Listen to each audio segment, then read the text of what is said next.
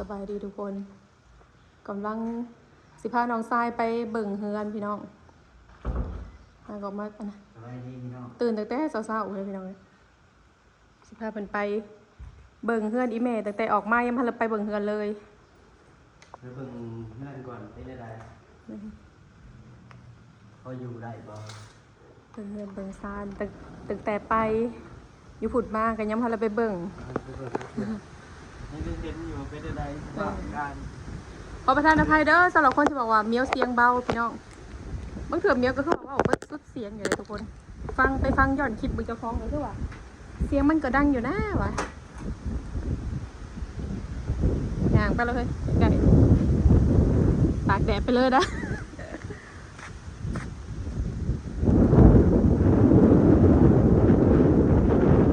โอ้ลมพี่น้องลมไทยลมมาเข้าหน้าหนาวแหละแม่อาบน้ำแทบจะบ่ได้น้อยสั่นกับเขา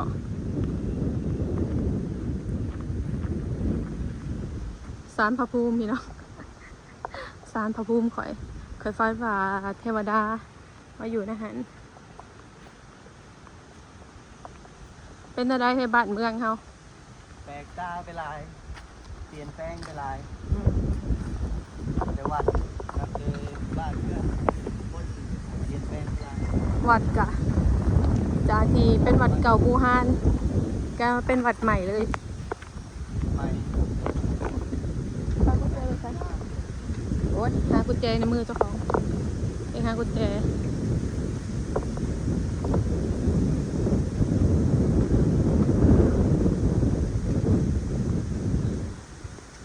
จากบ้านไป8 ปีกลับมาบ่เจอว่าไผเป็นไผลูกหลานใหญ่ยังบ่หูจักเลยเขาหูจักแต่คอยบ่หูจักเขาเจ้าไปเขาเอิ่นใส่กับบ่ฮู้จักขนาดเองบ่อยู่บ้านเองยังบ่ค่อยฮู้คนปานใดเลยเองบ่ค่อยเลาะบ้านปานใด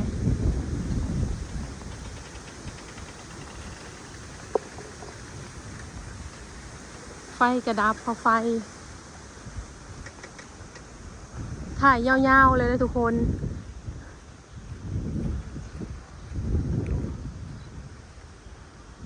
ตอนไปต้นมะขามตัวนี้ก็ยังคงตัดแม่นต้นมักใหญ่สลาตัวนี้ก็ยังมีอันนี้สุกสลาเขาเจ้าเอามาเฮ็ดป้อมยามไว้ยามบุญยามหยัง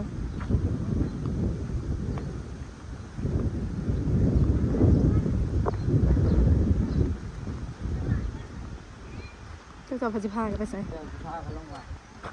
พาก็ไปทางใดโดยมาเบิ่งเพื่อนได้พวกกินเบิดเฮือนจมเฮือนอีหลีอีโต้มันไปใส่วะโอ้ยอีโต้เด้ทุกคนเฮือนแต่ต้นนี่โต้จ้า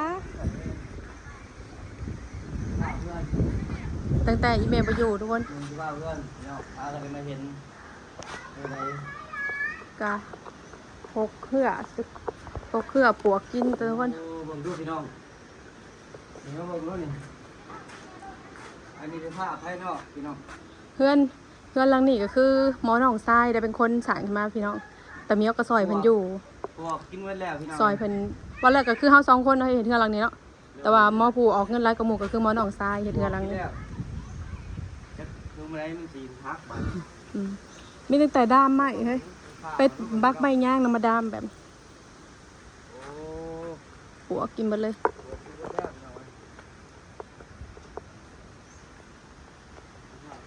แต่กอไผ่ที่ตอนนี้ยังมีน้อยยังบ่ได้เลยต้องตัดเลี้ยงน้องออกให้มันนะกอไผ่น้ำไม่เลี้ยงน้องให้ยังอยู่เราให้คือเราเพื่อนแตกว่าแตกแล้วฮักแล้วมันสิลงลงไปนี่มันเปิดได้ปะโอ้เปิดได้มันมีเนื้อหลอกมันหลอกภายนอกพี่น้องเบิ่งภายนอกมันเป็นอะไรนี่ก็ยังบ่เคยเห็นซ้ำทางกับมาแตกไปแล้วก็คือเพื่อนแล้วนี่ก็คือให้ลูกชายอีแม่ลูกชายลาวลูกชายหลา ลูกผัวเก่าเรามาอยู่ดูแลหักษาให้ไปซะ เรื่องครัว เตาเตา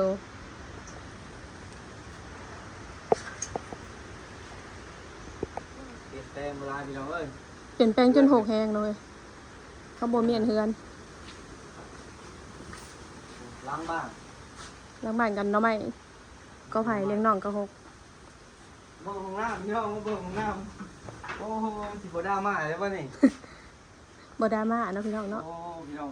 อันนี้เสื้อผ้ามอ อัน มอ นี้ข สั อก งน้ำของน้ำแล้วของอันเตะตัวเรื่องของเก็บของเรื่องของเมียนเสื้อผ้า เสีย เรื่องของเมียนเสื้อผ้าอันนี้ อืม โอ้ ยุงอื่นบ่เฮ้ยยุงบ่ ให้เพิ่นเบิ่งแล้วว่ามันเป็นคือพกได้ให้กับพี่น้องจมบ่เนึก อ่า เป็น เขาคือเอาเสือมากองไว้จังซี่นี่ อยากที่ได้เลยคือว่ามันฝนบ่ได้ตกเนาะ มันคือมาหกแท้ เบิ่งรอบๆเพื่อนเลย ตั้งแต่อีแม่เสียเมียก็บ่ได้มาเลยทุกคนแต่อีแม่เสียเมียก็บ่ได้มาเลยเมียก็อยู่แต่เฮือน 8 เดียว ปีมาเปลี่ยนแปลงไปหลายปกเปิด อืม บางรอบเพื่อนเนี่ยพวกมีผ้าเขาหนาบ้างนี่ยิงบ่โดนสิได้กินเลยนี่เกิดเลยนี่ เออบ่ฮักถิ่มเขาบ่ ใบ ตัด กระ ถิ่ม ถิน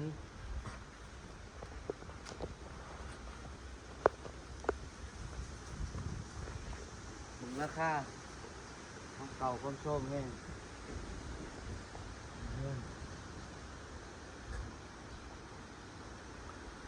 ส้มแล้วบ่ได้ดูแลมัน เบิ่งสภาพเพื่อนข้างๆก่อนบัดนี้กับสภาพเพื่อนตัวเองแตกต่างกันหลายพี่น้องเอ้ย สภาพเพื่อนเขาเจ้า สมบูรณ์ กับสภาพเพื่อนอีแม่ สภาพเพื่อนมีแตกต่างกันแห้งครับแตกกันเมื่อไหร่ มอไปใส่นั่นนี่ไปทางใดเบิด มันมีใครอยู่จ้ะเพิ่งมันสิผ้าเขาต้องเลื่อนครับสบายดีมีคนอยู่บ่มุ้ยไปอยู่พี่น้องมันก็เจอครับได้ปะเมื่อเท่าไหร่สิพี่น้องจะเห็นว่าผม คือมาค้างความอันค้างยุงค้างยิงไว้ ไปเลย ป้าหมอนสุเปนนอน เพื่อน ศาสตร์นี่เองซื้อมาเปลี่ยนใหม่2เทื่อแล้วได้ศาสตร์นี่ มึงโทรทัศน์กันนี่เด็ด พอตอนมีเขาอยู่หันเฮ็ดแปลนนะทุกคน แต่ผมมีกล้องเบิ่งก็ได้เดี๋ยวนี้ อืม โอ้เครื่องเสียงมึงเครื่องเสียงพี่น้อง ป้า เครื่องเสียงของ ให้ อ้ายผมมาเบิ่งผมมาอยู่เพื่อน ให้เอาไว้ให้อีแม่อาบน้ำ มีไหแล้วก็มีหนึ่งถัง ทั้งสี เป็นมีพวกคิดปฏิสัมครับ ประดิษฐ์ข แต่ นาด จำเป็นครับต้องไปซื้อเสียเงินเลยแต่งเอาก็ได้ 3-4 ตู้พุ่นนะ โอ้มันอยู่บนนอนเราจะอยู่แบบเรียบๆง่ายๆเนาะว่าแล้วแหละก็จะหมักแบบนี้เด้ เออ จะสบีมบ่อนยาง เขาว่าเบิ่งตาเบิ่งมาเบิ่งนี่โอ้เกิดนี่หมด ป้าจะเป็นคนอีหยังอันนี้นะ ยังนี่โทรศัพท์โอ้แตก โทรศัพท์ก็มีแต่แตกแล้วเรียบร้อย เอ้าเสร็จแล้ว มันคือมืดแต่บัดนี้เปิดแฟลชสุดท้ายปะโทรศัพท์ข่อย ไข่กับบ่มีพี่น้องเลย ดอกไฟเองซื้อมาใส่2หน่วยกับเพ่เบิดแล้วเขาก็บ่ซื้อใส่ต่อ ตู้เสื้ผ้าพี่น้องแต่ว่าบ่ได้ ยังมันคือแสงหุงนั่นน่ะเฮ้ย ตายเลยติ สงสัยทุบถิ่มพวกเขามีกอกยาคอนบุรี ตู้เสื้อผ้าแต่ว่าเสื้อผ้านี่พี่ เสื้อผ้าเอานอกแต่อันนี้ตู้เสื้อผ้า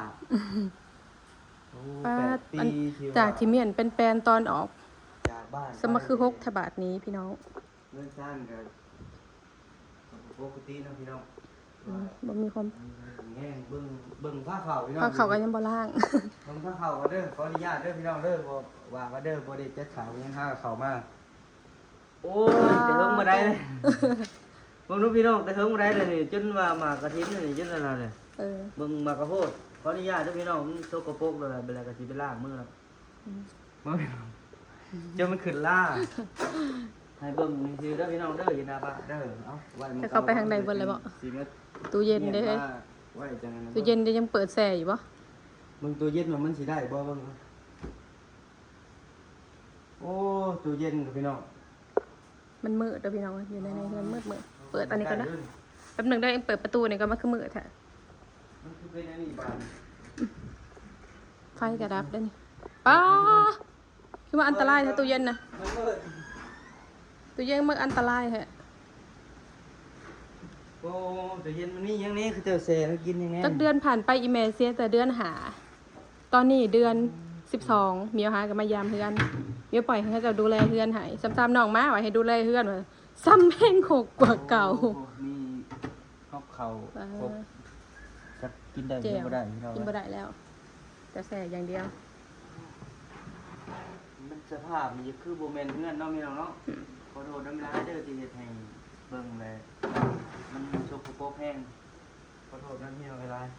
แต่ให้เบิ่งอยู่ให้ฮู้แต่ปีที่จากบ้านไปมันเปลี่ยนไปบ่ได้นะผมว่าสิได้เนียนเพื่อนเนียนชาติใหม่ เมียนแบบยังใหญ่เลย มันตู้ครับมันไม่เอาแต่ฮักเบิ่ง อันนี้มอนหยัดไว้ตั้งแต่ข้าวเป็น สาวเป็นยัง นี่อ๋อผ้าขาวก็จะ อ่ะ กินแต่ ขึ้นมาลายผ้าด้วยวะ มึงต้องไปเอาเด้อเพิ่มเบิ่ง ลายผ้าขนาดเลย โอ้มีกันหนึ่งผ้าอยู่หุ่นกันนี่อยู่หก มีถือ ห เจ นึ่งผ้า โอ้โห 2 3 4ก็จะกินแบบว่าเดือนหนึ่งเลยล่างคือหนึ่งเนาะนี่ว่าหรือว่าเป็นอาทิตย์หรือว่าอะไรเนาะจากล่างตัวหนึ่ง น่าสิแบบกินแล้วจังไปล้างเสียเดียว แต่ว่าหาผู้อยู่เรือนนี่บ่เห็นจักเพิ่นสิได้ใช้เนาะยังหาบ่เห็น ใครดูแลเพื่อนเลยได้ นี่ เออ หมอแต่งอยู่แต่งกินเพิ่นยังมีต้มยังนี่มึงรู้พี่น้อง เหมือนต้มกบบ่ต้มกบอยู่ ต้มมะขามนี่มันเอากินแล้ว กินเบิ่งต้มกบ อันนี้ครบมีกินเครื่องปรุงเพิ่นอยู่พี่พี่น้องเอ้ยครบแห้งนะพี่น้องเพื่อน อันนี้ติ๊บเขา สิได้เมียนจักมื้อแล้ว ติ๊บเขานี่คือหมอน้องทรายฝากมาไว้ เมื่อยน้ำได้บัดมาเห็นเนื้อเน้นท่านก็เมื่อยได้บัดนี้เมียนไม่ได้พี่น้องบัด อันนี้ไปคนนะฮะยังอันนี้จนหมุนแบบเมียบ เอาเบิ่งส่วนนี่เลยขึ้นไปเบิ่งส่วนเทิงป่ะพี่น้องป่ะ สินอีเม ผ้า ล ขึ้นไปเบิ่ง ไปเบิ่งทั้งเฮือน มั มัน นเกือบก็ยังอยู่ได้อยู่ดีบัด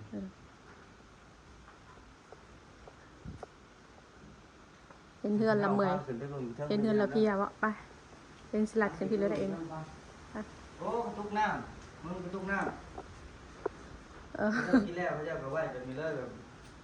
เออ กินแล้วเก็บ บัดอย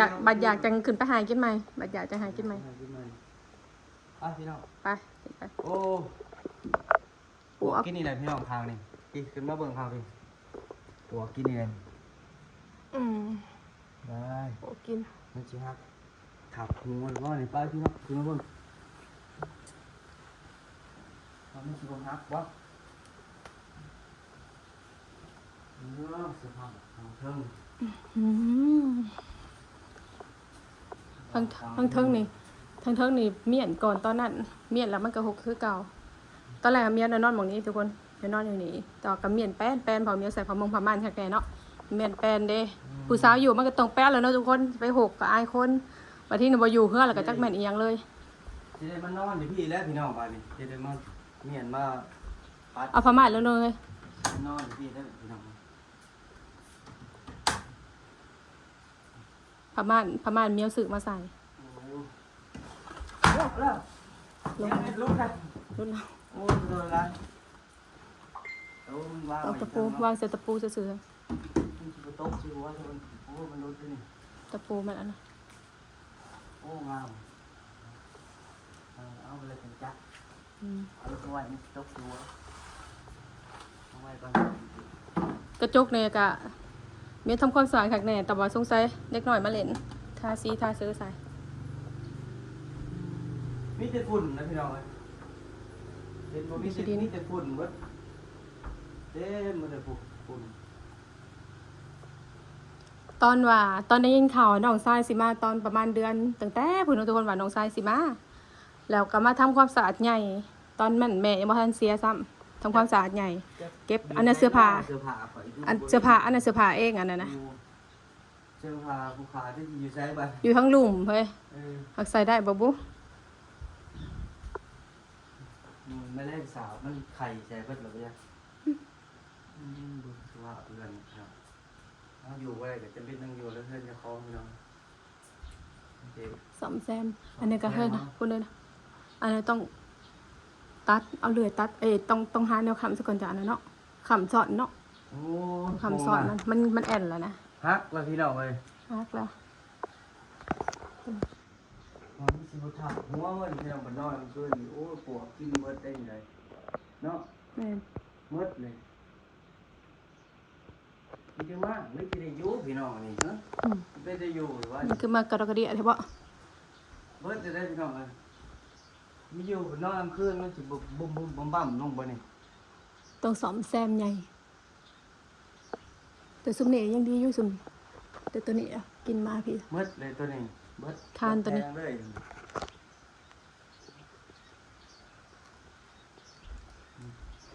อันนี้ยังว่าเสาเงินเก่าอันนี้เสาเงินเข่าเสาเงินเข่าเงินเดิม การเปลี่ยนแปลงยังมีแต่เปลี่ยนแปลงตัวปวกกินนี่พี่น้อง อืม ตัว ต้องทาสีใหม่แล้วก็ใส่คานตัวนี้ใหม่ สร้างคานสอนคาน เบิ่งช่างเลยไปเบิ่งรวมมีบันได้เลยเบิ่งรอบๆไปเลย สรุปแล้วก็ต้องได้สอมแซมใหม่เบิดเน้องพี่น้องเพื่อน หาเงินอีกหลายละฝาปีเดี๋ยวสิได้เงินสอมเพื่อน เขาเจ้าก็บ่กู้ได้แบบเดี๋ยวย่ำมาแรงมากเขาเจ้าแบบ หอมนอนเลย ต้องเป็นต้องกู้เบิ่งใจเบิ่งเด้อพี่น้องเด้อ เพราะผมนี่เองก็เอาหายได้เนี่ย อย่าว่าซั่นว่าสิ ยังบ่ทันได้ซักจักเทื่อเลยนะ เดี๋ยวว่าความเป็นอยู่อะนะพี่น้องให้เบิ่งความเป็นอยู่ว่าเขาเจ้าเฮ็ดไปได้มาแบบเขาเจ้าก็บ่ได้ตั้งโตคือกัน อืม บ่น้อยเขาเจ้าสิได้จัดใหม่โอ้ไปตะมื้อไหนแค่บัดนี้ไปพี่น้องให้เบิ่งเบิดซะมีพี่น้องเบิดในเฮือนเลยให้เบิ่งเบิดเลย อันนี้เฮ็ดยังนอนตากยังวะ เบิดหมองเบิ่งแล้วกันเดี๋ยวข้าวออกมานอกแล้วบัดนี้โอ้ยบ่ดีว่าบ่เดี๋ยว บอดีเมนอน อยู่วะ แมนอีเมลแล้วนอนนอกแล้วสุดท้ายเราก็ไปเสียอยู่ในเราก็ไปนอนเสียอยู่ในเขาอยู่นอกเราน่ะแห้งละเราเป็นแห้งแล้วแล้วเขาในเราเขาในแล้วเราไปเขาในแล้วเราอยากออกนอก เว้ยท่านแม่ บ่เห็นอีเมลได้บอลเพันอยู่กับอยากอยู่หันเห็นไหมอยากอยู่กกโพอยากอยู่อันอยากเห็นหนาลูกซ้ายนี่แหละเพิ่นก็ได้อีเมลบอกไปซ้ายอยากอยู่ในกกโพทะเลบอลหนังแล้วอยากเห็นแล้วฮูบอีเมลได้ปะฮูบอีเมล เดือดความทรงจำเราเลย เหลือแต่ความทรงจำหกเครือแท้โอเค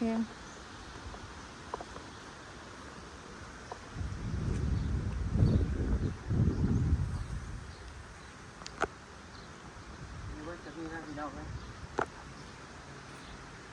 มีแนว 8 ปีฮะก็ได้มาเห็นเฮือนจ้ะทุกคนมาเบิ่งกับเปลี่ยนแปลงหลายเติบ เรามาเบิ่งถ้าเขามาเห็นเพื่อนที่ว่าจากไป8 ปีกลับมาจนบ่ฮู้แนวสิสอนแซมได้สิเริ่มต้นเป็นได้ดีจะสิอยู่ได้เลยบ่พี่น้องนะจำเป็นเลยพี่น้อง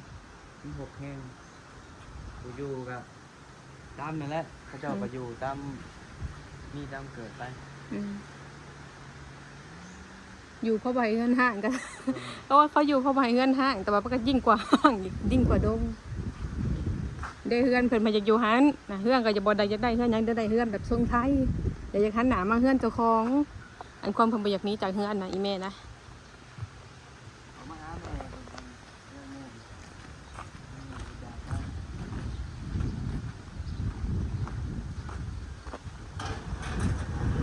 คลิปนี้โดนแฮงเลยทุกคน แบบบ่ตัดต่อเลยเห็นสดๆเลยป้าถูกผู้ขามาวางไว้อย่างนี้ ว่านี่ครับอันนั้นว่าดอกไม้ วานตัวหักดอกไม้ใส่อ๋อเองนี่หักดอกไม้ใส่เองหักดอกไม้ใส่เหมือนปลูกแคนต้น มีบอลกระดูกบอลไว้กระดูกแม่